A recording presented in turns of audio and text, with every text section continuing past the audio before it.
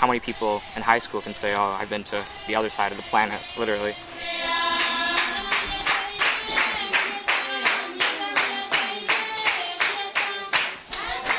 Been running the Malawi Immersion seminar to rural Malawi for 10 years now. We've been taking college students. We did our 10th trip with college students this year, and this year was the first year of the high school program for the Malawi Immersion seminar. I'm actually from Webster. I go to McQuaid Jesuit High School, and I'm going to be a senior. You know, when the idea was proposed to extend our college program to high school students, it was a no-brainer, especially a study abroad aspect. And then, you know, we're taking that model and then putting them in a whole other country on top of it.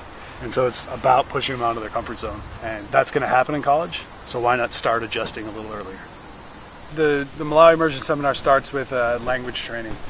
And, you know, the reality is the students aren't going to learn a lot of the language. But it's the idea behind it is that when they get to their homestay families, when they live in the community with a Malawian family, to be able to say hello, to be able to introduce themselves and say their names. And the big part for those of us who lead the program is that we want to give them just enough that when they try to go speak the language, they screw up. Because when they screw up and their homestay family starts laughing at them, that's where rapport is built. By like the second day, the children kind of reached out to us.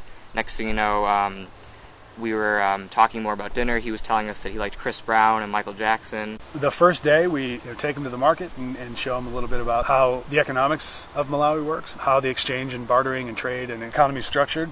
We have a significant section of cultural history. We go to an old mission that's also as a cultural museum, and it's important for them to go see the background of the different types of groups we're going to live with, the Chewa, the Ngoni, the Yao. And then we go to the rural homestay, and they stay in a village that's about 2 hours from the capital and a 2-hour walk down to the Rift Valley, and they live with homestay families. These are folks that I've worked with for over a decade. I started as a Peace Corps volunteer there in 2000 and lived for 2 years and got to know them quite well, and these are folks who invite us back every year. The unique part about the Malawi Immersion Seminar for high school students is that it gives them access to a research opportunity, particularly in anthropology, which is very, very rare for high school students to have access to an anthropology class and to learn anthropology methods. We had some interesting projects this year. Students who looked at theater in Malawi, the role of myth in theater.